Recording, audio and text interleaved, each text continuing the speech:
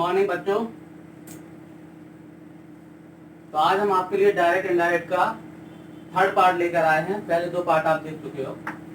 तो आज हम लोग अध्ययन करेंगे इम्परेटिव सेंटेंस का। ठीक है। तो कुछ रूल्स हमने इसमें लिखे हुए हैं, कुछ आपको हम दूसरे माध्यम से उपलब्ध करा देंगे। ठीक है। तो देखिए, रूल नंबर फर्स्ट होगा अपना इम्परेटिव सेंटेंस का कि जो भी रिपोर्टिंग वर्ब का सेड या सेड टू हम लोग बदलते हैं तो वो रिपोर्टेड स्पीच के अकॉर्डिंग बदलते हैं, है ना। तो इम्परेटिव सेंटेंस की ये कंडीशन होती है कि कितनी सारी चीजें आती हैं उसमें। आदेश का भाव होता है रिपोर्टेड स्पीच में, सलाह का भाव होता है, प्रार्थना का भाव होता है और किसी चीज को मना करने का भाव भी होता है। ठीक है। तो जिस तरीके का भाव हमारी रिपोर्टेड स्पीच में होगा बिल्कुल उसी के अकॉर्डिंग हम लोग रिपोर्टिंग वर्ब सेड या सेड टू को कन्वर्ट कर देते हैं। अगर वहां पर आदेश का भाव है तो हम सेड या सेड टू को ऑर्डर में बदल देंगे। ठीक। अगर सलाह का है तो एडवाइस में बदल देंगे और यदि प्रार्थना का है तो रिक्वेस्टेड में बदल देंगे। ठीक है। उसी को हमने यहाँ पर मेंटेन किया है। एग्जाम्पल भी देख लीजिए। जैसे मैंने लिखा he said to his friend work hard. अब अगर ये कंडीशन अगर आप पढ़ोगे तो इसको समझ में आ जाएगा कि उसने अपने मित्र को क्या कहा है। उसने कहा है कि आप परिश्रम कीजिए।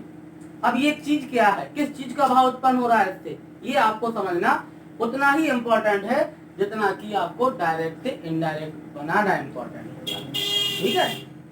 तो देखिए ये भाव क्या है, ये सलाह का भाव दे रहा है। वह अपने मित्र को एक सलाह दे रहा है कि आप थोड़ा सा और परिश्रम कीजिए। यही है ना। तो इसीलिए यहाँ पर लिख दिया इसको सेड या सेड टू रिपोर्टिंग वर्ब को एडवाइस में बदला है। और जब भी आप इम्परेटिव सेंटेंस बनाएंगे उनमें ये सारी कंडीशंस होंगी तो वहां पर जो कनेक्टेड वर्ड होता है वो टू, इसको इन्फिनिटिव बना दिया जाता है। क्या कर देते हैं, इन्फिनिटिव में चेंज कर देते हैं। तो कनेक्टेड वर्ड हम लोग टू का यूज करते हैं। ठीक है। तो he advised his friend to work hard. अगर सिंपली देखा जाए तो ये इन्फिनिटिव का ही यूज है। ठीक है। इसके बाद दूसरा देख लीजिए। इसमें आप रिक्वेस्टेड को समझते हैं, एडवाइस को समझते हैं। एक हमने आपके लिए फॉरवर्ड का भी रखा हुआ है। जैसे लिखा है teacher said don't abuse others. अध्यापक ने कहा दूसरों को गालियां मत दीजिए। ये सलाह भी है। ये क्या है, ये सलाह है। जितने भी हम डोंट के मार्फत से यहाँ लिखते हैं वो सारी चीजें हमारी सलाह के अकॉर्डिंग ही होती हैं। लेकिन हम अगर इनको चाहें तो सलाह के अतिरिक्त भी मना करने प्रोहिबिटेड के रूप में भी लिख सकते हैं। कुछ चीजें जो मना की जाती हैं उनको भी हम लोग दूसरे शब्दों में लिख सकते हैं। आप चाहें तो यहाँ साइड को एडवाइस में ही बदल सकते हैं और टू के पहले नॉट लगा सकते हैं। लेकिन यदि आप एडवाइस नहीं लिखना चाहते हैं, टू के पहले नॉट नहीं लगाना चाहते हैं तो फिर आपको फॉरवर्ड लिखना होगा और फिर कनेक्टेड वर्ड टू का यूज करेंगे इन्फिनिटिव बनाने के लिए और जो लिखा है वो सेम आ जाएगा, डोंट हट जाएगा। तो बन गया the teacher forward to abuse other.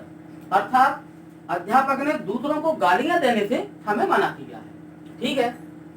अब इसको अगर आपने इस तरीके से बनाया है तो कभी कभी कोई सेंटेंस ऐसे भी आ जाते हैं जहां डोंट की जगह पर नेवर का यूज होता है।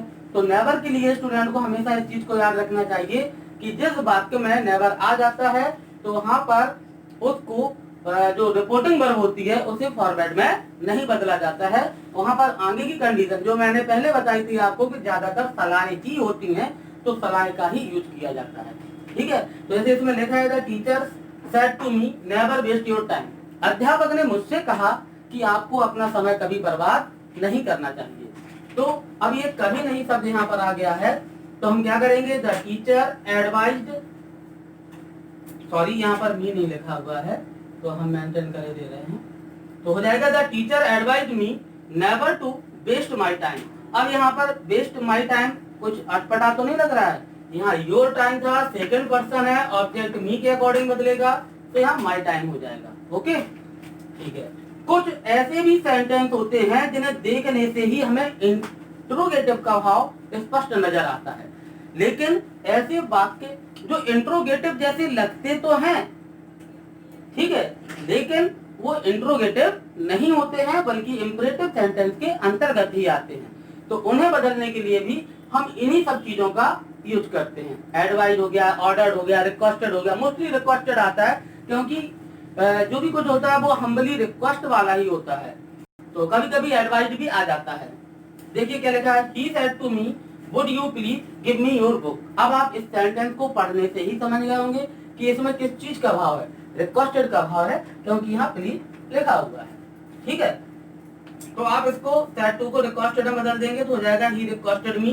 कनेक्टेड वर्ड बिल्कुल वही लगाना है जो आप यहाँ लगा चुके हैं। ठीक, तो वही चीज यहाँ पर लगाना है, जैसे ये भी लगा हुआ है, तो क्या हो जाएगा he requested me to give him. किसको हिम में बदला गया, ये लिखा हुआ ना, गिव मी योर बुक। तो मी फर्स्ट पर्सन है, सब्जेक्ट के अकॉर्डिंग बदलेगा, ही के अकॉर्डिंग, तो यहाँ पर ऑब्जेक्ट हिम आ जाएगा। Give him. Your second person है, मी के अकॉर्डिंग बदलेगा तो माई पेन हो जाएगा। ओके, इसका एक पार्ट अभी हम और आपको दे रहे हैं, इसको पार्ट 3 का फर्स्ट समझिए, अभी हम आपको इसका सेकंड पार्ट भी उपलब्ध करा देंगे।